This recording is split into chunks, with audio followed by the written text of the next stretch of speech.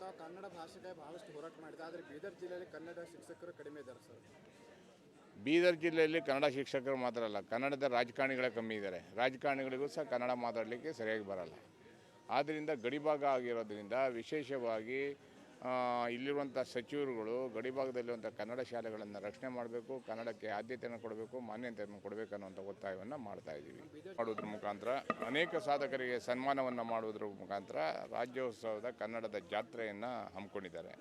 ಈ ಕಾರ್ಯಕ್ರಮಕ್ಕೆ ನಾವು ಬೆಂಗಳೂರು ನಗರದಿಂದ ಮತ್ತು ವಿಶೇಷವಾಗಿ ಉತ್ತರ ಕರ್ನಾಟಕದ ಶರಣಗದ್ದಿಗೆಯವರು ಮತ್ತು ರಾಜ್ಯ ಪದಾಧಿಕಾರಿಗಳು ಎಲ್ಲರೂ ಈ ಕಾರ್ಯಕ್ರಮದಲ್ಲಿ ಸೇರಿಕೊಂಡಿದ್ದೀವಿ.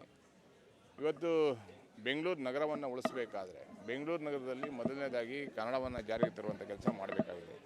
ಬೆಂಗಳೂರು ನಗರದಲ್ಲಿ ಕನ್ನಡಿಗರು ಇಲ್ಲ. ಇವತ್ತು ಅನ್ಯ ಭಾಷೆಯವರು ತುಂಬಿಕೊಂಡಿದ್ದಾರೆ. ನಮ್ಮ ಉದ್ಯೋಗವನ್ನು, ನಮ್ಮ ಹಕ್ಕುಗಳನ್ನು ಕಿತ್ಕೊಂಡಿದ್ದಾರೆ. ಕರ್ನಾಟಕದಲ್ಲಿ ಅನೇಕ ನೀರಾವರಿ ಯೋಜನೆಗಳು ಆಗಬೇಕಾಗಿದೆ. ಅದಕ್ಕಾಗಿ ನಿರಂತರವಾಗಿ ಹೋರಾಟ ಮಾಡಲಿಕ್ಕೆ ಇವತ್ತು ಕಟ್ಟಾಳುಗಳನ್ನು ಇಡೀ ರಾಜ್ಯವ್ಯಾಪ್ತಿ ಸಿದ್ಧತೆಯನ್ನು ಮಾಡಿದ್ದೀವಿ.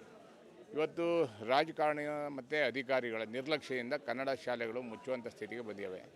ಆದ್ದರಿಂದ ಕನ್ನಡ ಶಾಲೆಯನ್ನು ಉಳಿಸುವಂಥ ಅಭಿಯಾನವನ್ನು ನಾವು ಮುಂದಿನ ದಿನಗಳಲ್ಲಿ ಮಾಡಬೇಕನ್ನುವಂಥ ಒಂದು ಕಲ್ಪನೆಯನ್ನು ಇಟ್ಕೊಂಡಿದ್ದೀವಿ.